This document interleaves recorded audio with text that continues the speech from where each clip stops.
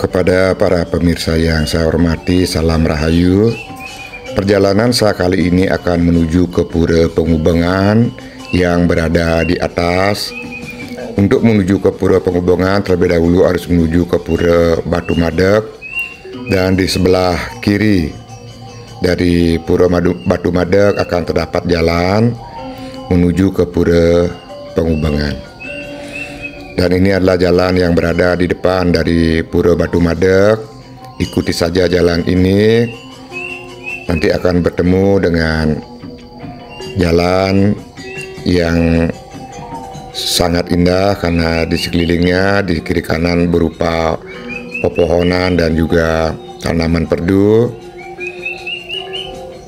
Dan Pura Pengubengan dahulu dikenal sebagai linggih dari Ida Betara Sabto Akase yang diidentikan dengan Dewa Gunung Agung dan Betumpang 11. Namun saat ini di sana dan di banyak situs web mengatakan bahwa Pura Pengubengan adalah stana dari Naga Taksaka. Hal ini tentunya perlu kita cermati dengan mengenal siapakah Naga Taksaka tersebut. Naga Taksaka adalah putra dari Begawan Kasyapa dan ibunya adalah Sang Kadru. Begawan Kasyapa memberikan 1000 telur kepada Sang Kadru dan menetas menjadi 1000 ekor naga, yang diantaranya adalah naga Anantaboga, Nantabasuki, dan juga Naga Taksaka. Namun perjalanan berikutnya Naga Taksaka ini diceritakan dalam kitab Adiparwa yang merupakan kitab kuno, bahwa ketika Dewa Agni ingin membakar Kandawa Wano atau hutan Kandawa, namun tidak bisa karena di sana hidup Naga Taksaka dan selalu dibantu oleh Dewa Indra, sehingga ketika Dewa Agni ingin membakar hutan selalu saja dibantu oleh Dewa Indra. Kemudian Dewa Agni bertemu dengan Arjuna dan Krishna dan meminta tolong agar membantu membakar Kandawa Wano. Di sanalah Arjuna diberikan senjata yang tidak akan pernah berupa panah yang tidak akan pernah habis walaupun dilepaskan, dan Krishna diberikan kereta yang memiliki laju kecepatan yang sangat tinggi. Dan akhirnya ketika hutan dibakar, Dewa Indra menurunkan hujan, namun dihalangi oleh Sang Arjuna. Dan di sana juga segala binatang yang hidup dalam hutan harus mati terbakar. Dan ketika ada binatang yang bisa melarikan diri seperti burung yang tidak terbang, langsung dipanah oleh Arjuna sehingga terjatuh ke dalam api. Namun Naga Taksaka yang hidup di hutan itu karena memiliki kesaktian mampu melepaskan diri dan selamat dari pembakaran hutan. Namun istrinya yang sedang terbang dan di belakangnya anaknya menggigit ekornya, ketika terbang dipanah oleh Sang Arjuna, dan akhirnya istri dan anak Naga Taksaka jatuh ke dalam api dan meninggal. Sedangkan dalam cerita Mahabharata diceritakan Naga Taksaka adalah penguasa sebuah wilayah, dan di sana dia tidak menginginkan dan tidak mau sama sekali ada manusia yang mendekati tempat tinggalnya, sehingga menjadi tempat tinggal yang angker atau tempat tinggal yang memang tidak akan boleh dijamah oleh manusia. Akhirnya para Pandawa menginginkan memiliki sebuah kerajaan, dan jikapun meminta kepada Korawa tentunya tidak akan diberikan. Maka atas nasihat Sang Kresna menyuruh Pandawa agar meminta lahan untuk dijadikan kerajaan di daerah yang memang dianggap buruk atau daerah yang sangat berbahaya, dan dimintalah wilayah yang ditempati oleh Naga Taksaka. Ketika para Pandawa mendatangi tempat yang akan dibangun kerajaan, di sana dilawanlah oleh Naga Taksaka, dan Naga Taksaka akhirnya dikalahkan dan meminta bantuan kepada Dewa Indra. Dan saat itu Dewa Indra datang, akhirnya terjadilah pertempuran dengan Arjuna. Tentunya Arjuna kalah, namun saat itu Kresna turun tangan sehingga Dewa Indra tidak membantu lagi Naga Taksaka.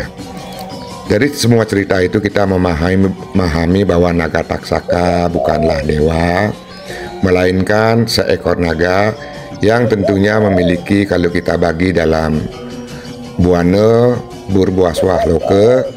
Tentunya naga taksaka adalah berada di alam bawah yang bertugas menjaga dari bumi ini, dan tentunya ada alam buah seperti kita yang ada di dunia, dan Swah adalah alam para dewa. Namun jika ternyata nanti dikatakan bahwa di Pura Penghubungan adalah merupakan stana dari naga taksaka, tentunya ini sedikit bagi saya menjadi sebuah pemikiran, karena seharusnya lah di sana adalah linggih dari para dewata, dan ada juga yang mengatakan di sana adalah linggih stana dari Dewa Sambu, namun diisikan garis miring naga taksaka.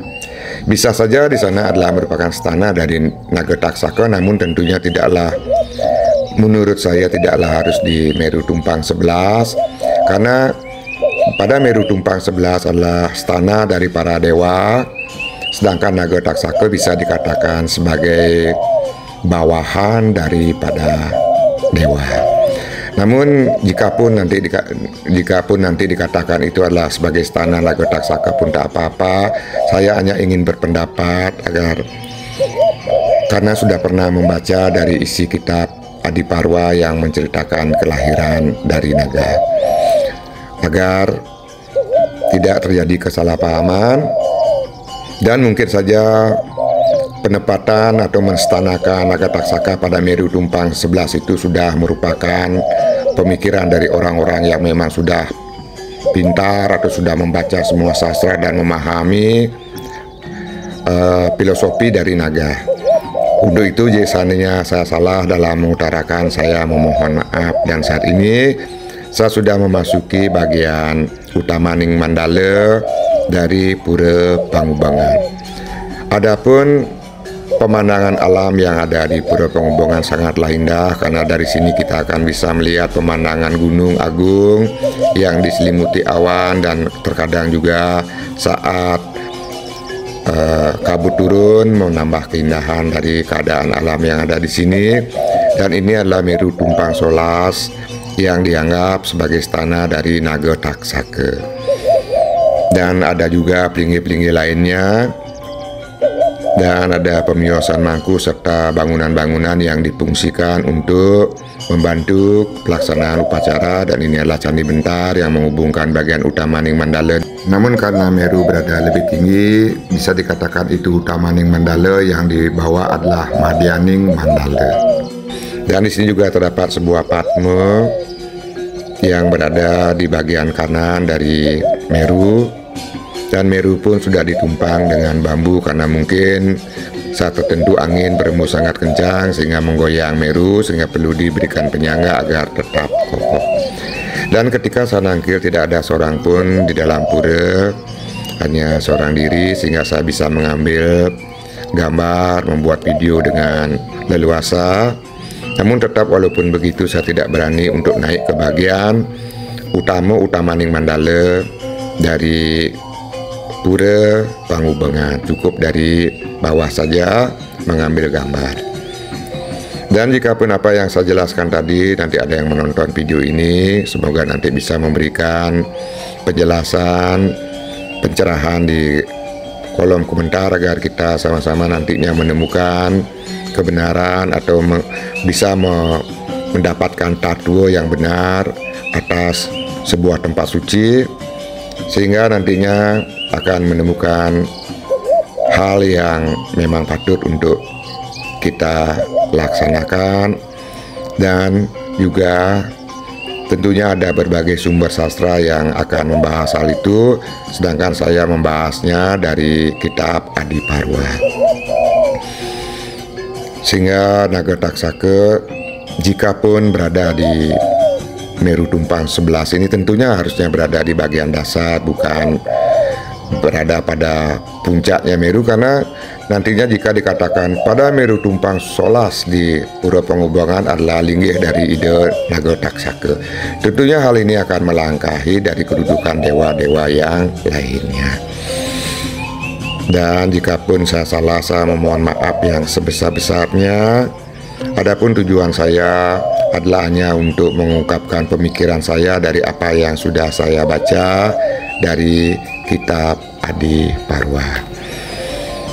Dan juga naga taksaka lah yang membunuh Prabu Parikesit atas pastu ataupun kutukan dari Sang Srenggi, sehingga meninggallah Prabu Parikesit karena digigit oleh naga taksaka.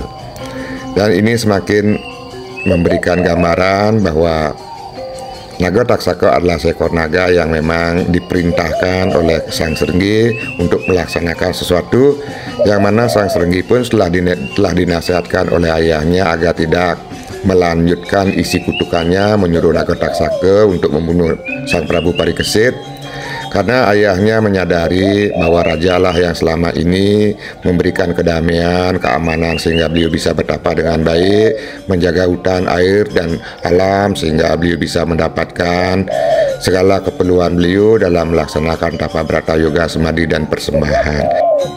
Namun Sang Srenggi tak mau membatalkannya. Akhirnya Sang Prabu Parikesit meninggal digigit ular naga taksaka. Kemudian berlanjut pada masa Sang Janomejaya mengadakan Yatnya Sarto yang akan membunuh semua ular dan naga yang ada di dunia karena kemarahannya akibat leluhurnya meninggal karena digigit ular, namun diselamatkan oleh Sang Astika yang merupakan putra Jaradkaru dan anak dari seekor naga betina yang merupakan istri dari Sang Jaradkaru yang bernama Nandini Jaradkaru, yang merubah diri menjadi seorang manusia.